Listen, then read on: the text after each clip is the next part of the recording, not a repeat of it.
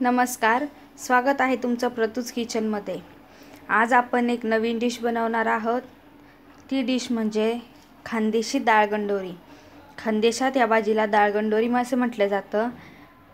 तर चला बघूया यासाठी काय काय लागेल ते साहित्य। ही आहे आंबट चुक्याची भाजी, ती मी स्वच्छ धुवून कापून घेतली आहे। हे तुम्हाला दाखवण्यासाठी ठेवले 2 पानं। ही अशी असते आंबट चुक्याची भाजी। तर ही आहेत आंबट चुक्याची भाजी। त्यानंतर कच्चा टोमॅटो, हा एक टोमॅटो मी चिरून घेतला आहे। त्यानंतर मिरच्या असे मोठे मोठे तुकडे करून घ्यायचे मिरच्यांचे। आलं लसूण हे फोडणीसाठी लागेल आपल्याला। कोथिंबीर आहे चिरलेली, कढीपत्ता आणि 3-4 पुदिन्याची पानं। त्यानंतर मोहरी, जिरे, हळद, गरम मसाला, थोडंसं लाल तिखट लागेल आपल्याला। हे तेल, हे मी एक वांग घेतलंय, मध्यम आकाराचं वांग आहे। ते मी चिरून घेतलंय आणि पाण्यात ठेवलंय। त्यावर थोडेसे 1 चिमूटभर मीठ टाकायचं या पाण्यात, म्हणजे त्याचा कलर काळा होत नाही वांग्याचा। ही आहे 1 वाटी डाळ, तुरीची डाळ आहे। ही मी स्वच्छ धुवून घेतली आहे 2दा। ही आहे भाजलेल्या शेंगदाण्यांचं कूट, मीठ आणि हे किसलेलं खोबरं। चला तर आपण आता बनवूया डाळगंडोरी। त्या अगोदर आपण हे आले लसणाची खलबत्त्यामध्ये थोडीशी जाडसर अशी पेस्ट बनवून घेऊया आणि डाळगंडोरीला सुरुवात करूया। हे बघा, याप्रमाणे आपण आले लसणाची जाडसर पेस्ट बनवून घेतलेली आहे खलबत्त्यामध्ये। आणि आता आपण सुरुवात करूया डाळगंडोरी बनवण्यासाठी। तर सर्वप्रथम मी हे 1 तांब्याभर पाणी घेतलंय, जवळजवळ अर्धा लिटर। गॅस ऑन करूया।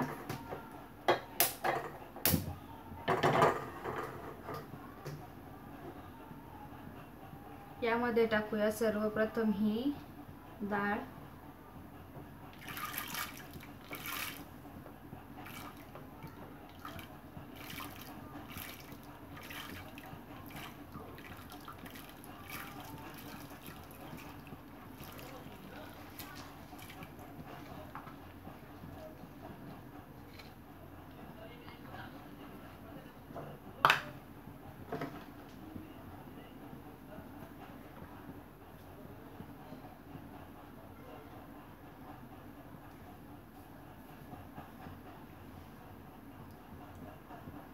ही डाळ टाकलेली आहे आपण। त्यानंतर आपण त्यामध्ये टाकूया हे कापलेले टोमॅटो।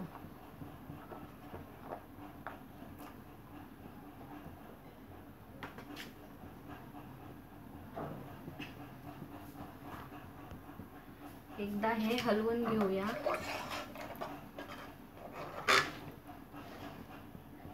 त्यानंतर टाकायचे हे वांग्याचे काप। हे मी अगोदर धुवून घेतलेलं वांग, कापून धुवून घेतलेलं। त्यानंतर हे पाणी टाकून त्यामध्ये थोडंसं मीठ टाकलेलं।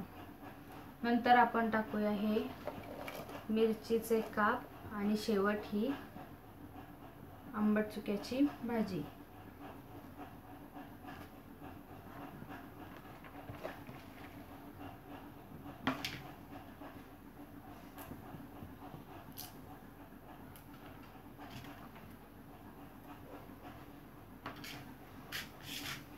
आता आपण हे एकदा पुन्हा हलवून घेऊ।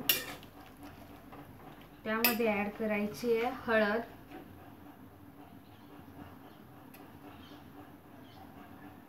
अर्धा चमचा हळद टाकली आहे। यामध्ये आपल्याला मीठ टाकायचं नाहीये, कारण मिठाने डाळ जी असते ती लवकर शिजत नाही।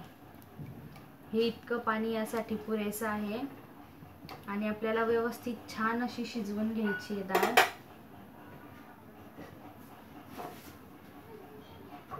आपण हे बंद करून ठेवूया।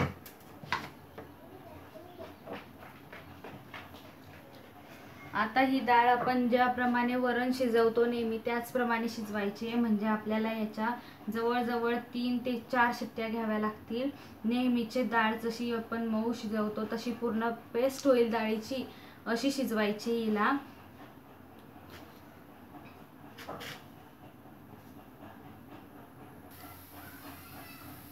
हे बघा आता 4 शिट्ट्या झालेल्या आहेत आणि आता आपण कुकर खोलून घेऊ.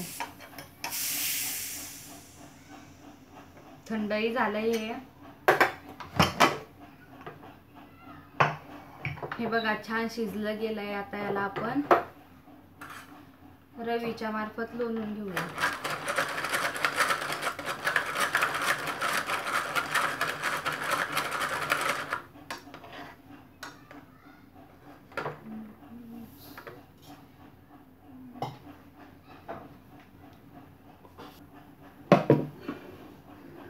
हे बघा, आपण हे छान एकजीव लोणून घेतलेला आहे आणि आता आपण करूया फोडणीची तयारी.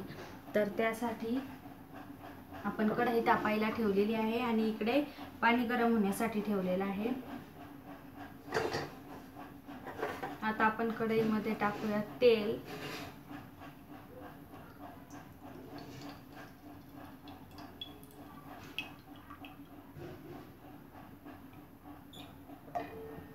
मी जास्त भाजी करते म्हणून जास्त तेल टाकलंय.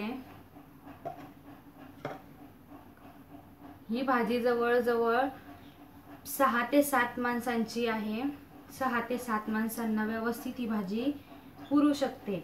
या भाजी सोबत भातही करतात आणि ज्वारीची भाकरी तर खूपच छान लागते. तर आता मी ह्याच्या सोबत पोळ्या केलेल्या आहे. ज्वारीची भाकरी ही खूपच सुंदर लागते या भाजी सोबत. ही भाजी म्हणजे आपण फोडणीचं वरण करतो त्यातलाच प्रकार आहे, पण जरा पद्धत वेगळी आहे. तर आता आपलं तेल गरम होतंय तोपर्यंत आपण हे सर्व सामान घेऊयात इकडे. हे बघा, आपलं तेल छान तापलंय. आता आपण त्यामध्ये टाकूया मोहरी.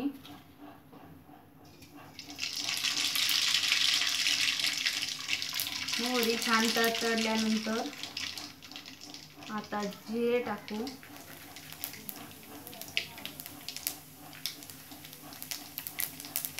जास्त जिरे खूप छान लागतात या भाजीमध्ये. त्यानंतर आपण टाकू ही आलं लसणाची पेस्ट. त्यानंतर लगेचच कढीपत्ताही टाकून घेऊया.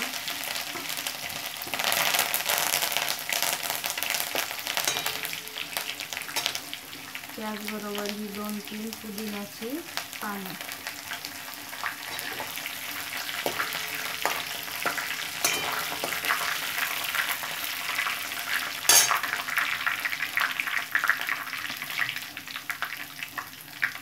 दाण्यांचं कूट.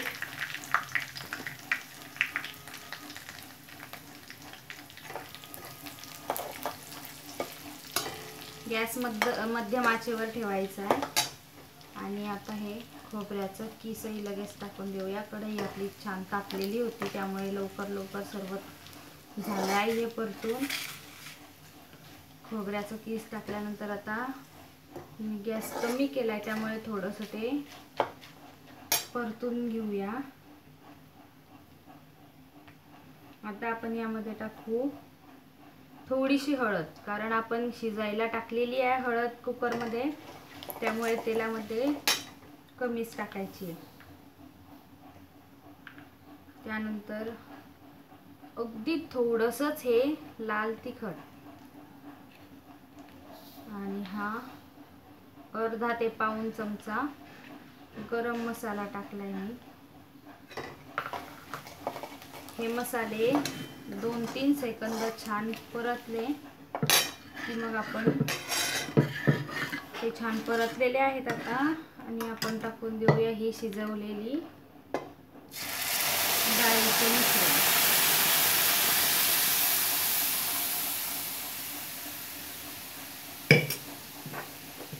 हे आपण पाणी गरम करून घेतलंय.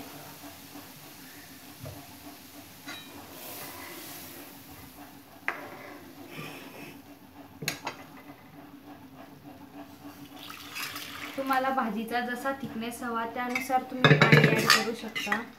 कुणाकुणाला जास्त घट्टही भाजी आवडते, कुणाकुणाला पातळही आवडते, पण मी जास्त घट्टही करत नाही आणि पातळही मला जास्त आवडत नाही, त्यामुळे मी ही मध्यम अशी भाजी करते। आणखी थोडंसं पाणी टाकूया।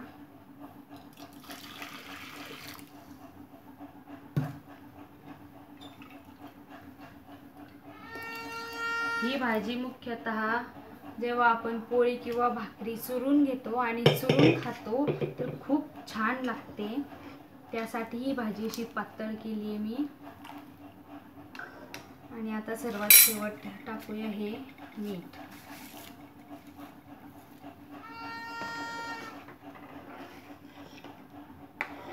व्यवस्थित हलवून घेऊया म्हणजे त्यात मीठ मिक्स होईल। आणि अगदी थोडीशीच कोथिंबीर टाकूया आपण, म्हणजे उकळी आल्यानंतर वरतून बाकी पेरायची आहे, छान होते भाजी। आता ही भाजी मंद आचेवर अशीच उकळी आल्यानंतर 10 मिनिटे उकळू द्यायची आहे। तर आता आपण ही भाजी उकळण्यासाठी ठेवू।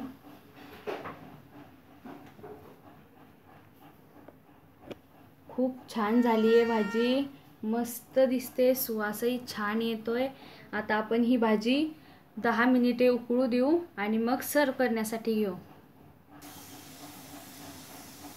10 मिनिट झालेले आहेत आणि आता आपण गॅस बंद करू। भाजी एकदा हलवून घ्यायची आहे।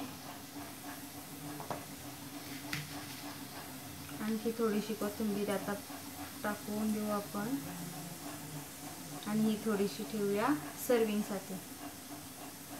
पुन्हा एकदा हलवून घ्यायची भाजी। खूप छान झाली आहे भाजी, खूप छान वास येतोय। आता आपण घेऊया सर्विंगसाठी। हे घ्या, तयार आहे आपली डाळगंडोरी। यालाच मिरचीची भाजी असेही म्हणतात। तर तुम्ही नक्की तयार करून बघा, खूप छान टेस्टी भाजी होते ही। आणि कशी वाटली रेसिपी हे मला कमेंट्समध्ये नक्की सांगा। आणि हा व्हिडिओ बघितल्यानंतर लाईक करा आणि माझ्या चॅनलला सबस्क्राईब करायला विसरू नका। थँक्यू।